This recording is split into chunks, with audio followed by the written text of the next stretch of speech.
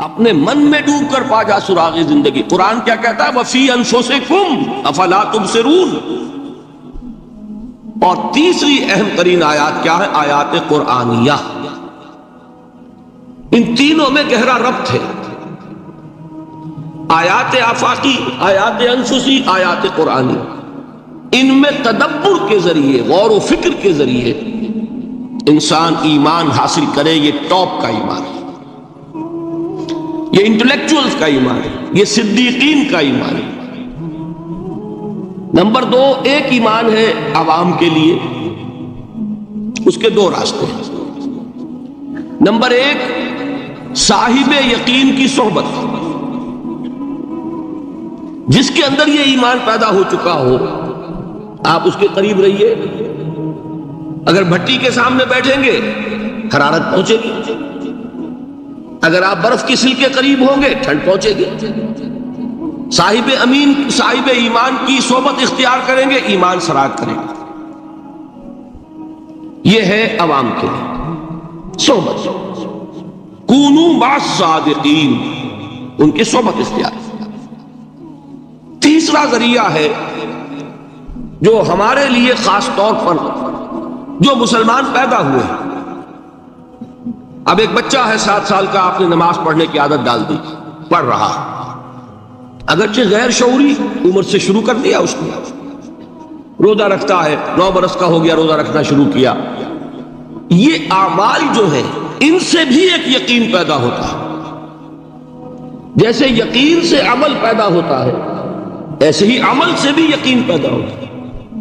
جب مداومت کرتے رہیں گے اس پر تو اس سے بھی ایک یقین کی کیفیت انسان میں پیدا ہو جاتی ہے۔ سورہ حجرات میں جو بحث آئی ہے اس کے آخر میں یہی ہے کہ اے نبی، یہ بدو جو دعوے دار ہیں ایمان کے، یہ آپ پر احسان دھر رہے ہیں۔ یمنون علیک ان اسلموا قل لا تمنوا علی اسلامکم بل اللہ یمن علیکم ان ہداکم للایمان ان کنتم صادقین۔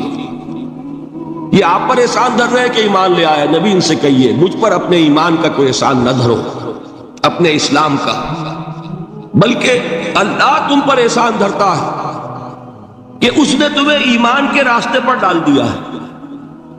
جب اسلام پر آ گئے ہو تو عمل کرتے رہو گے، ان تطیعوا اللہ ورسولہ، اگر عمل کرتے رہو گے تو اس عمل کے ذریعے سے بھی تمہارے اندر ایمان پیدا ہو جائے گا۔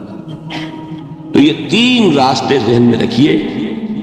جو عوام ہے، غور و فکر، سوچ بچار، اس کی صلاحیت نہیں یا مواقع نہیں، ان کے لیے یہ 2 راستے ہیں، یقین بذریعہ عمل اور یقین بذریعہ صحبت۔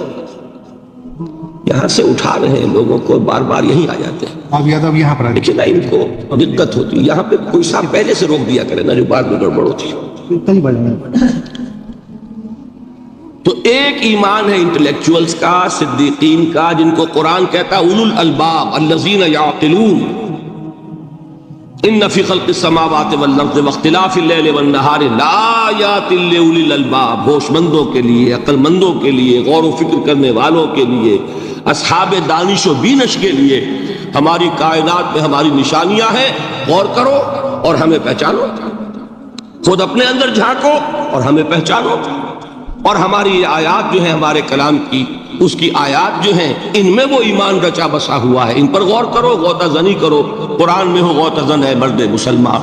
یہ ہے ٹاپ کا ایمان، یہ ہے اصل وہ ایمان کہ جو مطلوب ہے۔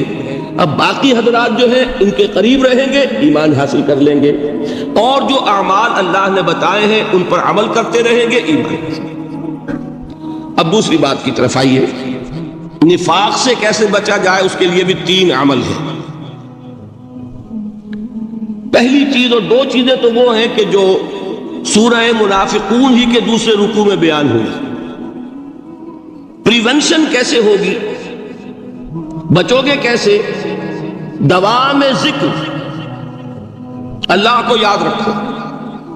یا ایھا الذین آمنوا لا تلہکم اموالکم ولا اولادکم عن ذکر اللہ ومن یفعل ذلک فاولئک هم الخاسرون۔ دل کو غفلت میں مت آنے دو، دل غافل ہوگا شیطان کا ڈیرا بن جائے گا۔ وہ دوام ذکر میں، البتہ یہ ذہن میں رکھیے کہ دوام ذکر کا ذریعہ کیا ہے، اس میں مغالتے ہیں لوگوں کو۔ جو سب سے بڑا ذکر ہے اس کو بھولے ہوئے ہیں، اور جو تیسرے چوتھے نمبر کا ذکر ہے اس کو سمجھ بیٹھے ہیں کہ بس یہی ذکر ہے. سب سے بڑا ذکر مجسم ذکر قرآن ہے. الذکر انا نحن نزلنا الذکر وانا له لحافظون. وہ الذکر کون سا ہے؟ قرآن. اسی کو فرمایا، میں نے وہ آیت سنائی تھی کہ لوگ تنزیہ کہتے تھے یا ایھا الذی نزل علیہ الذکر انک لمجنون. حضور سے مخاطب ہوا کہتے ہیں فلاں جس کے اوپر کے اس کے خیال کے مطابق ذکر نازل ہوا ہے ہم تو تمہیں پاگل سمجھتے ہیں. وہاں بھی لفظ کیا ہے؟ الذکر. تو معلوم کیا ہوا؟ انا انزلنا الیک الذکر لتبین للناس ما نزل الیہم. یہ الذکر ہے. تو اس سے بڑا ذکر کوئی نہیں. تلاوت قرآن، تدبر قرآن، غور و فکر قرآن کا، قرآن کو یاد کرنا. اس پر میرا کتاب چاہے مسلمانوں پر قرآن مجید کے حقوق، اب تو یہاں شاید کوئی کتاب موجود نہیں رہی ہے، اور اگر آپ کو ضرورت ہوتی ہے پاکستان سے منگا لیتے ہیں ہر شے، پڑھیے انشاءاللہ آ جائے گی چیز. نمبر 2 ذکر کیا ہے؟ اقیم الصلاۃ لذکری. نماز کو قائم کرو میری یاد کے لیے. یہ ذریعہ ذکر میں وہ تو ہے ہی مجسم ذکر، اور یہ ذریعہ ذکر میں سب سے اہم ہے. یہ عملی ذکر بھی ہو رہا ہے اور قولی بھی ہو رہا ہے. سورہ فاتحہ پڑھی آپ نے، قرآن شریف کی کچھ آیات پڑھی، پھر رکوع کیا. یہ رکوع جو ہے یہ آپ کا عملی ذکر ہے کہ آپ نے اپنے وجود سے اللہ کی عظمت کو تسلیم کیا. پھر آپ سجدے میں گرے، یہ آپ کا عملی ذکر ہے کہ اپنے وجود سے آپ نے اللہ کی عظمت کو اور تسلیم کیا. تیسری چیز ہے مسنون دعائیں اور مسنون اذکار جو حضور سے ثابت ہے. ہمارے ہاں کیا ہو گیا؟ مجھے فلاں بزرگ نے یہ چیز بتائی ہے، وہ تو پڑھتے چلے جا رہے ہیں. نہ قرآن سے دلچسپی، نہ اذکار مسنونہ سے دلچسپی. ادعیہ معصورہ آپ غور کریں گے کہ زندگی کے ہر عمل کے لیے حضور کی دعا موجود ہے. صبح اٹھے دعا ہے، آنکھ کھلتے بیت الخلاء میں داخل ہونے لگے دعا ہے، نکلے دعا ہے، وضو کرنے بیٹھے دعا ہے، فارغ ہوئے دعا ہے، مسجد کے لیے گھر سے نکلے دعا ہے، مسجد میں داخل ہوئے دعا ہے. مسجد میں تو ہے ہی ذکر، نماز ہے، تلاوت ہے. باہر نکلے دعا ہے، گھر میں داخل ہونے لگے پھر دعا ہے. سواری پر سوار ہو رہے ہیں دعا ہے، اتر رہے ہیں دعا ہے، شیشہ دیکھ رہے ہیں دعا ہے، کپڑے پہن رہے ہیں دعا. زندگی کا کوئی عمل نہیں یہاں تک کہ جو تعلق زن و شو ہے، جس کو کہ خالص حیوانی بات سمجھا جائے گا، اس کے لیے بھی دعا ہے. غفلت میں وہ کام بھی نہیں کرتے. سمجھ رہے ہیں آپ؟ اب آپ غور کیجئے، اس میں کوئی اضافی وقت نہیں لگا، کوئی اضافی پوسچر اختیار نہیں کیا آپ نے، یوں بیٹھو، اس طرح بیٹھو، یوں کرو. کوئی آپ کا وقت اضافی نہیں لگا. جو کام کر رہے ہیں اور آپ اللہ کو یاد کر رہے ہیں، اور وہ اللہ کی یاد اس کام کی مناسبت سے ہے. ان ادعیہ معصورہ سے 2 تعلق جڑ گئے انسان کے. دعا کس سے کر رہے ہیں؟ اللہ سے. جڑا کہ نہیں؟ اور یہ الفاظ کس کے ہیں؟ محمد رسول اللہ کے. تو آپ کے 2 تعلق جڑ گئے. آپ اپنی جی سے گھڑ کر دعا مانگیں گے تو پہلا تعلق ہو جائے گا، دوسرا نہیں ہوگا. بہتر سے بہتر دعا مانگ لیں آپ. لیکن حضور سے جو معصور اور مسنون الفاظ جب آپ زبان سے نکالتے ہیں تو آپ کا تعلق اللہ سے بھی ہوا بذریعہ دعا، اور وہ الفاظ چونکہ حضور کے ہیں صلی اللہ علیہ وسلم تو حضور کے ساتھ ہوا. یہ تیسرا درجہ ہے. چوتھے درجے میں مانتا ہوں کہ ایک ہوتی ہے خاص کسی شخص کے امراض کی تشخیص کرنے کے بعد تجویز. کوئی اگر طبیب ہے، ماہر طبیب روحانی، وہ آپ کو دیکھے گا تو اندازہ لگائے گا کہ آپ میں کیا کمی ہے، اس کے مطابق آپ کو ذکر بتائے گا. بھئی فلاں آیت کا مراقبہ کیا کرو. کسی میں بزدلی ہوتی ہے، کسی میں مال کی محبت زیادہ ہوتی ہے، کسی میں توکل کی کمی ہے، کسی میں شہرت کی خواہش ہے، نمایاں ہونے کا جذبہ ہے، کسی میں تکبر ہے. سب کا ایک سا برس تو نہیں ہوتا. تو یہ در حقیقت اندھے کی لاٹھی سے نہیں چلنے والی بات. یہ تو ماہر کا کام ہے کہ وہ تجویز کرے کہ تمہارے لیے خاص طور پر ذکر ہے. در حقیقت ہمارے جو یہ سلسلے تھے سلوک کے، یہ بڑے ماہر ہوتے تھے، یہ لوگ بڑے ماہر اطباء تھے۔ یہ جو علم نفسیات ہے اس کے ہمارے صوفیاء سے بڑھ کر کبھی کوئی عالم گزرا ہی نہیں دنیا میں۔ فرائڈ کیا ہے اور ایڈلر کیا ہے اور یونگ کیا ہے، بچے ہیں۔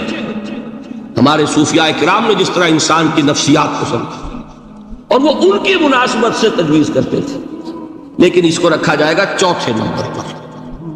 جیسے مولانا احمد علی صاحب فرمایا کرتے تھے، بھائی اس آیت کا مراقبہ کیا کرو۔ مراقبہ کیا مانی؟ اب انہوں کو ان الفاظ کو بھی ہم نے خام خواہ کچھ خاص ایک شکل دے دی۔ مراقبہ کیا؟ توجہ کرنا، دھیان کرنا، خاص اس آیت کے اوپر، اس کے معانی پر اپنے ذہن کو جمانا۔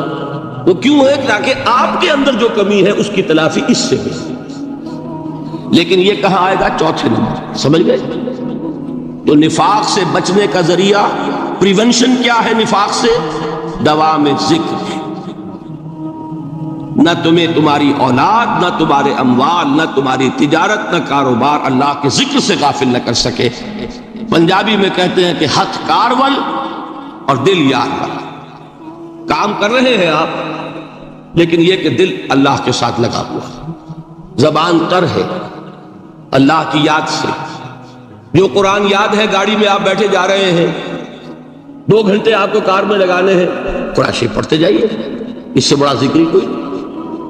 یہ ہے پریونشن۔ اب اگر مرض ہو جائے تو کیا ہو؟ اس کے لیے 2 چیزیں ضروری ہیں۔ ایک دیکھیے، عجیب ہے یہ، نفاق کا علاج انفاق سے، صرف ایک الف لگانا۔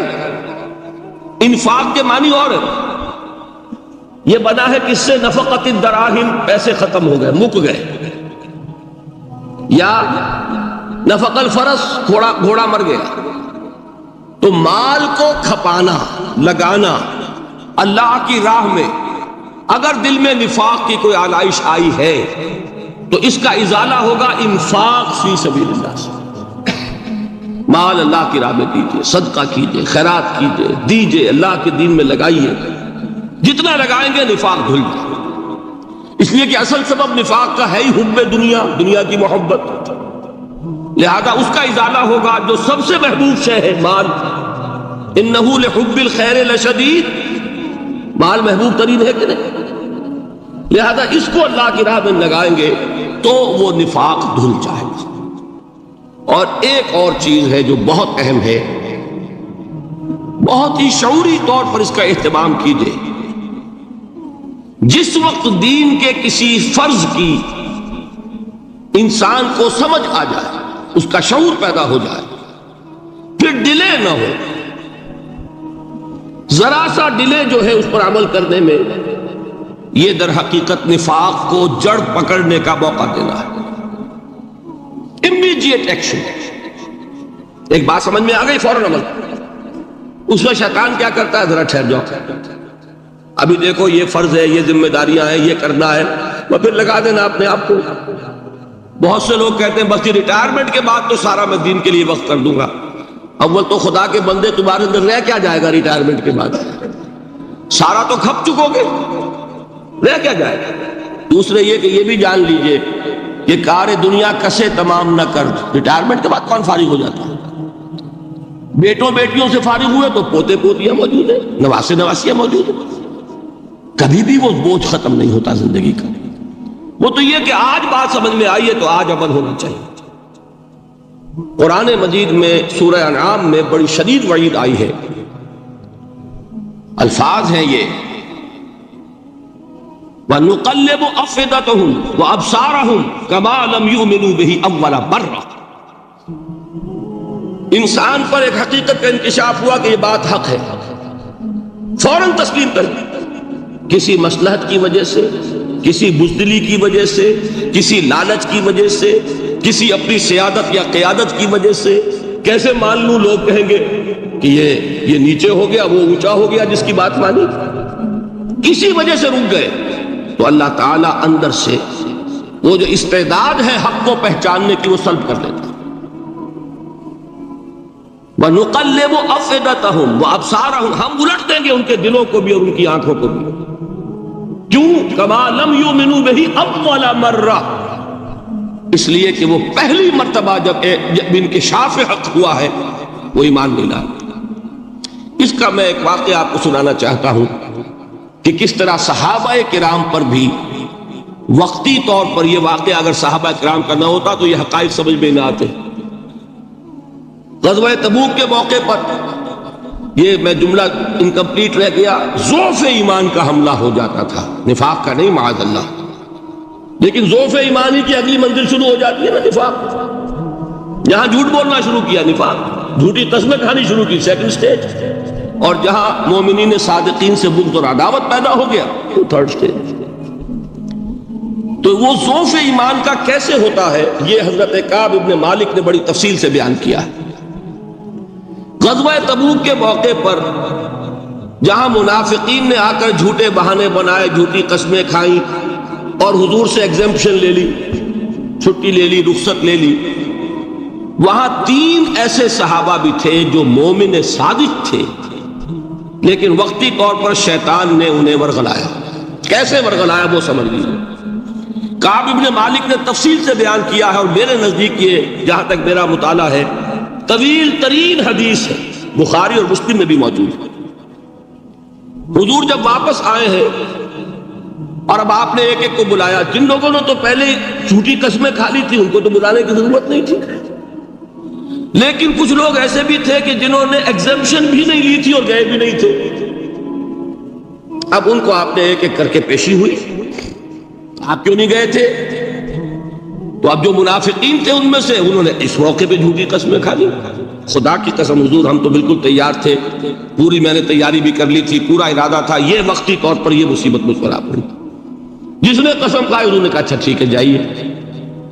کعب ابن مالک کی باری آئی تو ان کے الفاظ اپنے یہ کہ جب میں پیش ہوا تو حضور کے چہرے مبارک پر ایک غصے والی مسکراہٹ تھی،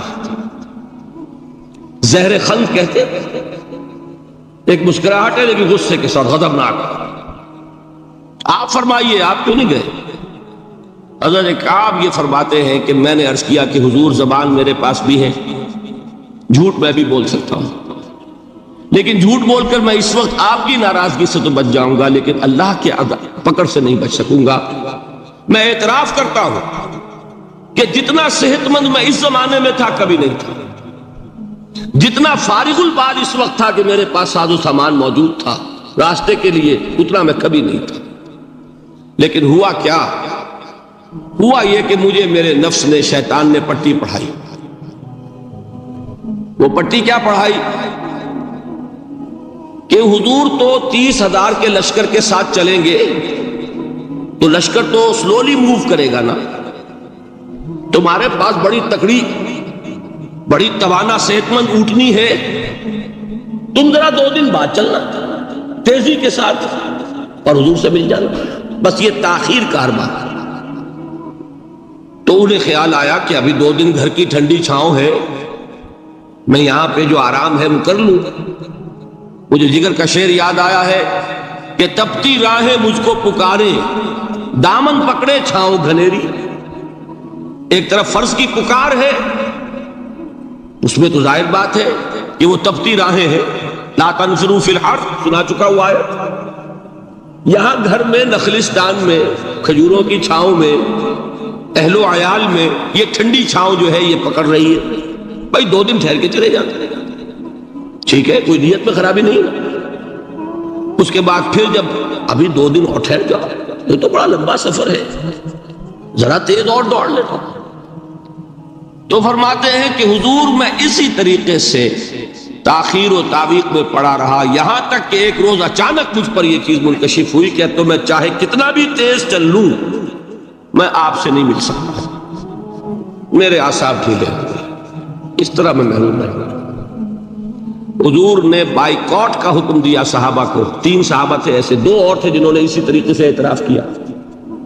حضور نے حکم دے دیا کوئی ان سے گفتگو نہ کرے، سوشل بائیکاٹ، بڑی سخت سزا تھی جو دی گئی ہے، اس کی بڑی تفاصیل ہے، اللہ تعالیٰ شوق دے تو وہ حدیث پوری پڑھی ہے، میں نے تو 2 جمعوں میں ایک مرتبہ صرف اس ایک حدیث کو بیان کیا تھا۔ شاید کہیں کیسٹس ہوں میرے ہاں، ہمارے نمبر کوئی مجھے یاد نہیں ہے، لیکن یہ بڑی عجیب حدیث ہے۔ لیکن اس میں جو اصل سبق ہے وہ کیا ہے؟ اس طریقے سے شیطان لے تو لال، تاخیر، تعویق، ابھی کیا جلدی ہے، ذرا اس کام سے فارغ ہو لو، ذرا پھر ترافی کر لینا، ذرا زیادہ زور سے کام کر لینا، یہ وہ چیز ہے کہ جو وہ تو خیر صحابی تھے، بچ گئے، اگر وہاں جھوٹی قسم بھی کھا دیتے تو گئے تھے۔ یہ تو اتنا ہی ہے نا، مردی و نامردی قدم فاصلہ دارت، اس میں تو یہی ہے کہ ذرا ایک جھوٹی قسم کھا دیتے، جھوٹی بہانہ بنا دیتے تو اب ضعف ایمان نہ رہتا، وہ نفاق کی سند شروع ہو گئی۔ وہ اللہ تعالیٰ نے ان کو بچایا، لیکن یہ کہ ہم کیسے بچیں گے اگر ہم نے یہ روش اختیار کی؟ لہذا 3 کام، دوام ذکر نمبر 1، اس کی میں شرح کر چکا ہوں، 4 اذکار یاد کر لیجئے گا ان کو، ورنہ کیا فائدہ۔ نمبر 2، انفاق فی سبیل اللہ، نفاق کا علاج انفاق سے۔ نمبر 3، یہ عادت اپنے اندر پیدا کیجئے شعوری طور پر کہ جب ایک حقیقت واضح ہو جائے فوراً اعتراف کہ ہاں بھائی بات ٹھیک ہے آپ نے، جب ایک فرض کا احساس ہو جائے فوراً اس کی ادائیگی کے لیے آغاز۔ تاخیر و تعویق ہے کہ جس سے پھر نفاق کو موقع ملتا ہے۔ اللہ تعالیٰ مجھے اور آپ کو حقیقی ایمان عطا فرمائے اور نفاق سے بچائے رکھے۔ اب آئیے حقیقت و اقسام شرک۔ دیکھیے، ہر شخص یہ جانتا ہے کہ اسلام دین توحید ہے۔ ایک لفظ میں اگر کہیں گے تو اسلام کا سب سے بڑا وصف، سب سے بڑی علامت توحید۔ وہ جو اقبال نے کہا کہ توحید کی امانت سینوں میں ہے ہمارے، آسان نہیں مٹانا نام و نشاں ہمارا، تو توحید ہے۔ توحید کی ضد ہے شرک، ٹھیک؟ اس سے میں ایک نتیجہ نکالتا ہوں، کوئی مسلمان جان بوجھ کر مشرک نہیں ہو سکتا، یہ میرا نتیجہ ہے۔ جان بوجھ کر مشرک نہیں ہو سکتا، وہ شرک میں مبتلا ہوگا تو ناسمجھی میں ہوگا، نادانی میں ہوگا، وہ اسے شرک نہیں سمجھے گا۔ یہ ممکن نہیں ہے کہ کوئی مسلمان ہو، گیا سے گیا مسلمان، گزرا سے گزرا مسلمان، گھٹیا سے گھٹیا مسلمان، لیکن وہ شرک کو شرک سمجھتے ہوئے اس پہ آلودہ ہوتا کیا سمجھ میں نہیں آتا کہ شرک۔ تو ضرورت بہت ہے کہ ہم یہ پہچانیں کہ یہ شرک ہے کیا۔ دوسری بات یہ جان لیجئے، ہمارے دین میں ناقابل عفو جرم کون سا ہے؟ شرک۔ 2 مرتبہ بیان فرمایا گیا سورہ نساء میں صرف، ان اللہ لا یغفر ان یشرک بہ ویغفر ما دون ذلک لمن یشاء۔ اللہ تعالیٰ اسے تو ہرگز نہیں بخشے گا کہ اس کے ساتھ شرک کیا جائے، ہاں اس سے کم تر جس کو چاہے گا معاف فرما دے گا۔ نوٹ کر لیجئے، اس کی بھی اندر بھی اوپن لائسنس نہیں ہے کہ بقیہ سارے گناہ لازماً معاف کر دے گا، یہ نہیں ہے۔ اس سے تو آپ میں جرت پیدا ہو جائے گی، باقی سب کیے جاؤ، یہ نہیں۔ جس کو چاہے گا بخش دے گا، لیکن امید ضرور دلا دی کہ شرک سے کم تر کوئی گناہ ہو تو اس کے بخشش کی بغیر توبہ کے اللہ تعالیٰ نے امید دلائی۔ توبہ سے تو شرک بھی معاف ہو جائے، اس سے مراد کیا ہے؟ بغیر توبہ کے۔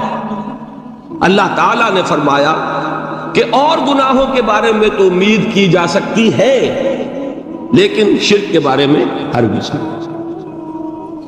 اہمیت واضح ہو گئی مزید۔ نمبر 3، اس شرک کی ہماگیریت کا عالم یہ ہے کہ سورہ یوسف کی آیہ مبارکہ ہے، وَمَا يُؤْمِنُ أَكْثَرُهُمْ بِاللَّهِ إِلَّا وَهُمْ مُشْرِكُونَ۔ انسانوں کی اکثریت کا حال یہ ہے کہ وہ اللہ پر ایمان نہیں رکھتے مگر کسی نہ کسی قسم کے شرک کے ساتھ۔ یہ یونیورسلٹی ہے اس کی کہ اللہ کو بھی مان رہے ہیں لیکن کسی نوع کا شرک جو ہے وہ بھی لگا رکھا ہے۔ وَمَا يُؤْمِنُ أَكْثَرُهُمْ بِاللَّهِ، انسانوں کی اکثریت کا حال یہ ہے کہ وہ ایمان نہیں رکھتے اللہ پر، الا وہم مشرکون، مگر یہ کہ کوئی نہ کوئی شرک بھی کرتے ہیں۔ چوتھی بات یہ سمجھیے کہ شرک ہر دور میں بھیس بدل کر آتا ہے. یہ ضروری نہیں ہے کہ شرک کی جو قسمیں آج سے 200 برس پہلے تھیں صرف وہی آج بھی رہے. ہو سکتا ہے کہ بالکل نئی شکلیں اس شرک نے اختیار کر لی. اس سے کیا نتیجہ نکلا کہ اگر اجتہادی بصیرت نہیں ہوگی تو ہو سکتا ہے کہ ایک شخص جو ہمارے سابق علماء نے لکھ دیا یہ چیز شرک، یہ چیز شرک، یہ چیز شرک، یہ چیز شرک، آج سے 500 برس پہلے کا انسان بڑے سے بڑا عالم دین اپنے زمانے کے شرک کو پہچان کر تو لکھ سکتا ہے. اس سے تو آپ بچ رہے ہیں. امام ابن تیمیہ نے اس کو شرک قرار دیا، اس کو شرک قرار دیا، اس کو شرک قرار دیا. کوئی شخص ہے جو اس سے تو بچ گیا. امام صاحب کی دی ہوئی بصیرت سے اس نے ان جو اقسام ہے شرک کی ان کو پہچان لیا. لیکن یہ عین ممکن ہے کہ آج کے شرک کو وہ نہ پہچان رہا ہو. اپنی جگہ وہ سمجھ رہا ہو اپنے آپ کو بہت بڑا موحد، جبکہ اس دور کا جو شرک ہے اس میں ملوث ہو. اس کو میں نے کہا ہے کہ اس شرک کے بارے میں بڑی اجتہادی بصیرت کی ضرورت ہے. فارسی کا ایک شعر ہے، بڑا پیارا شعر ہے، بہر رنگے کے خواہی جامہ می پوش، من انداز قدت رامی شناسا. اپنے محبوب سے کہہ رہا ہے شاعر کہ تم جس طرح کا چاہو لبادہ اوڑھ لو، میں تمہیں تمہارے قد سے پہچان لوں گا. کتنا ہی چھپا لو اپنے آپ کو، کیسے ہی لباس بدل لو. بہر رنگے کے خواہی جامہ می پوش، من انداز قدت رامی شناسا، میں تمہارے قد سے تمہیں پہچان. یہ اگر بصیرت نہ ہو کہ شرک کو اس کے قد سے پہچان سکے گا، اس کے لیے ضرورت ہے اصولوں کی. دیکھیے جس طرح الجبرا کے اصول ہوتے ہیں، فارمولہ ہے، فارمولہ ہاتھ میں آ گیا، مسئلے حل کرتے چلے جا رہے ہیں، آپ اپلائی کرنے کی دیر ہے فارمولے کی. اگر آپ نے صرف گنتی کر کے کسی زمانے کے شرک وہ تو سمجھ لیے، لیکن وہ بصیرت باطنی حاصل نہیں ہوئی، اجتہادی بصیرت، وہ اصول ہاتھ میں نہیں آئے کہ جس سے آپ پہچان سکیں، تو ہو سکتا ہے کہ اس دور کے شرک کو آپ نہ پہچان سکیں. اس کے لیے ضرورت ہے کہ اصل اصول ہاتھ میں آ جائیں تاکہ اصولوں کو اپلائی کریں. ایک بات مجھ سے اور سن لیجئے، میرا اپنا یہ تاثر ہے، ہمارے دین میں خیر، بھلائی، نیکی، چاہے وہ نظریے کی ہو، علم کی ہو، عقیدے کی ہو، عمل کی ہو، اخلاق کی ہو، وہ سب کیا ہے؟ وہ توحید ہی کے شجرہ طیبہ کی شاخیں ہیں. اور شر، برائی، گمراہی، خیالات کی ہو، نظریات کی ہو، علم کی ہو، عقیدے کی ہو، عمل کی ہو، اخلاق کی ہو، سب کے ڈانڈے شرک کے شجرہ خبیثہ سے ملتے ہیں. اس شجرہ خبیثہ کے برگوبار ہے جو بھی برائی ہے، عمل کی یا علم کی، اور اس شجرہ طیبہ کے برگوبار ہے جو بھی خوبی ہے، عمل کی یا خوبی. یہ میرا تاثر ہے.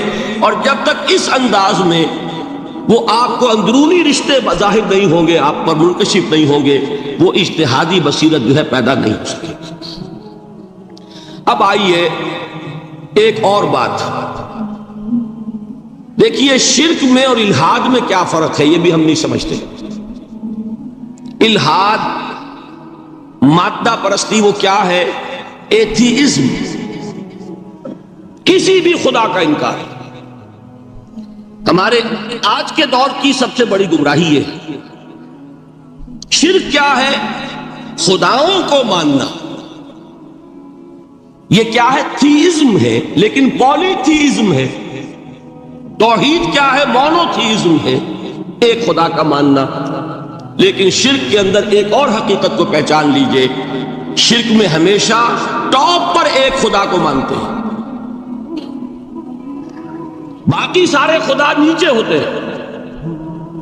اوپر جا کر وہ توحید ہوگی ہمیشہ. کوئی مشرکانہ نظام ایسا نہیں ہے جو ٹاپ پر جا کر توحید نہ بنتا.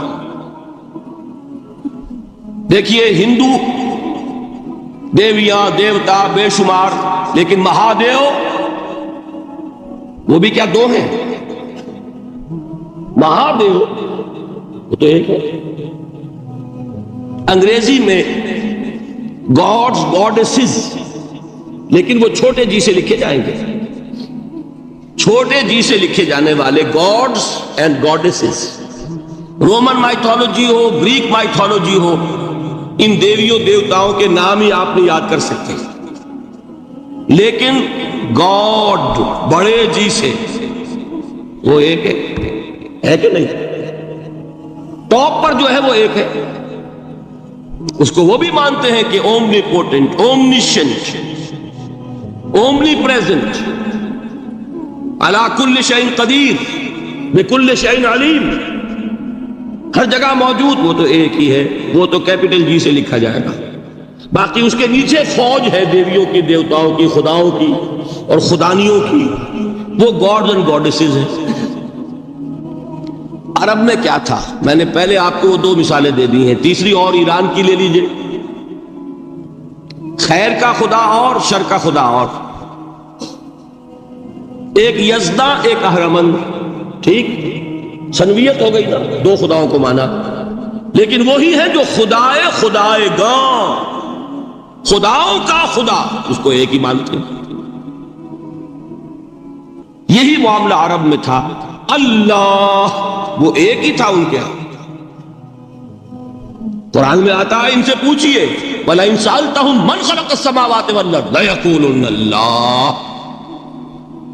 جب ان سے کہا جاتا ہے کہ کس نے پیدا کیا آسمان اور زمین کو، یہ فوراً کہیں گے اللہ نے. فَأَنَّىٰ يُؤْفَكُونَ. تو یہ ماننے کے بعد کدھر جا رہے ہیں؟ وہ کیا کہتے تھے کہ وہ بڑا اللہ تو ایک ہی ہے، لیکن چھوٹے آلہہ ہیں. آلہہ اور اللہ میں وہی فرق ہے جو کیپٹل جی کا گاڈ اور چھوٹے جی سے گاڈ اینڈ گاڈیسز.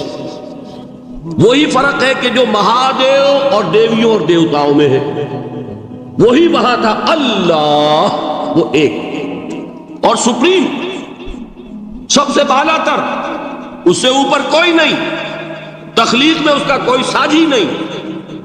لیکن اس نے کچھ آلہہ ہیں جنہیں کچھ اختیارات تقسیم کیے ہوئے ہیں. کچھ اس کے لاڈلی ہستیاں ہیں جو سفارش کر سکتی ہیں. بس یہ شرک تھا مشرکین مکہ کا. بات سمجھ رہے ہیں؟ اس کا جائزہ لیں گے تو آپ کو، اور جو آج شرک کی اقسام میں بیان کروں گا اس کو ہاتھ میں لیں گے تو کسی موحد کا تلاش کرنا مشکل ہو جائے گا. ڈھونڈ اب ان کو چراغ رخ زیبا لے کر. آج جن کا نام مسلمان ہے ان کی اکثریت کسی نہ کسی نوع کے شرک میں مبتلا ہے. اب آئیے اقسام شرک. اقسام شرک میں بھی وہی کیفیت ہے جو نفاق کے بارے میں نے عرض کی تھی کہ ایک تقسیم یہ ہے جو علماء نے کی ہے، ایک ہے عقیدے کا نفاق، ایک ہے عمل کا نفاق. اسی طرح ایک ہے عقیدے کا شرک، ایک ہے عمل کا شرک. عقیدے میں نہیں ہے، عمل میں ہے. ایک تقسیم آپ نے سنی ہوگی شرک جلی، شرک خفی. ایک ہے ننگا شرک، کھلم کھلا شرک. ایک ہے چھپا ہوا شرک جو نظر نہیں آتا. لیکن ایک مغالطہ اپنے دل سے نکال دیجئے، بعض لوگ شرک خفی کو شرک نہیں سمجھتے. یہ بہت بڑی غلطی ہے. اگر وہ شرک نہ ہوتا تو حضور اسے شرک نہ کہتے. کوئی اور لفظ، عربی زبان کا دامن جو ہے محدود نہیں ہے، پھر اس کے لیے کوئی اور لفظ اختیار فرمایا جاتا ہے وہ شرک. لیکن ایک شرک ہے جلی جو نمایاں ہے، نظر آ رہا. ایک ہے شرک خفی جو نظر نہیں آ رہا. اور وہ کتنا خفی ہو سکتا ہے اس کی ایک مثال دی حضور نے. شرک خفی اتنا خفی ہو سکتا ہے، ذرا مبالغہ دیکھیے جو حضور نے بات کو سمجھانے کے لیے مثال میں جو مبالغہ اختیار فرمایا. ایک سیاہ اندھیری رات میں ایک سیاہ پتھر پر ایک سیاہ چیونٹی کو رینگتے ہوئے دیکھنا جتنا مشکل ہے، اتنا ہی شرک خفی کا پہچاننا مشکل ہے. بتائیے، آپ نے فرمایا انا افصح العرب، میں عرب کا فصیح ترین انسان ہوں. اس سے آگے کوئی مثال دی جا سکتی ہے؟ اندھیری رات، تاریک رات، پتھر سیاہ، چیونٹی سیاہ، کون دیکھ سکتا ہے؟ جتنا اس کو دیکھنا ناممکن ہے اتنا ہی شرک خفی کا پہچاننا مشکل ہے. گویا کہ اس سے تو اللہ ہی بچائے گا تو انسان بچے گا۔ ایک آخری بات تمہیداً اور عرض کر دوں، پھر میں چلوں گا اقسام پر۔ میری جو باتیں آپ کے سامنے آئی اس سے ایک منطقی نتیجہ نکلتا ہے، کوئی شخص اگر حقیقتاً شرک سے بچ جائے، واقعتاً شرک سے بچ جائے، ہر قسم سے بچ جائے، اس سے بھی اوپر کوئی انسان ہوگا۔ گویا کہ یہ آخری منزل ہے، یا یوں کہیے کہ جس شخص کے بارے میں اللہ تعالیٰ یہ مان لے کہ میرا یہ بندہ شرک سے بری ہے، اس سے بڑی سند کوئی ہے؟ دی ہائیسٹ ٹیسٹیمونیل، سب سے بڑی سند، سب سے بڑی تعریف جو بندے کی ہو سکتی ہے وہ کیا ہے؟ یہ مشرک نہیں۔ یہی وجہ دیکھیے آپ قرآن مجید میں حضرت ابراہیم کے ذکر میں دیکھیں گے، ابراہیم کا مقام کیا ہے؟ خلیل اللہ، ابو الانبیاء، امام الناس، تین نسبتیں ہیں، تینوں بڑی عظیم۔ اللہ کے ساتھ نسبت کیا ہے؟ خلیل، واتخذ اللہ ابراہیم خلیلا۔ ابو الانبیاء، کتنے نبی ہیں ان کی نسل میں؟ اسحاق اور اسماعیل سے چلیے، پھر یعقوب اور یوسف، اور پھر چلیے موسیٰ اور ہارون، اور پھر چلیے سارے انبیاء بنی اسرائیل کے، حضرت عیسیٰ، پھر یہاں تک کہ محمد الرسول اللہ کس کی اولاد ہے؟ ابراہیم کی، ابو الانبیاء۔ اور نمبر 3، انی جاعلک للناس اماما، امام الناس۔ اور قرآن میں جو سب سے بڑی سند انہیں دی جاتی ہے وہ کیا؟ وما کان من المشرکین، تو ابراہیم مشرکین میں سے نہیں تھے۔ معلوم ہوا کہ یہ سب سے بڑی سند ہے، سب سے بڑا سرٹیفکیٹ ہے، سب سے بڑا ٹیسٹیمونیل ہے جو اللہ کی طرف سے کسی کو مل جائے۔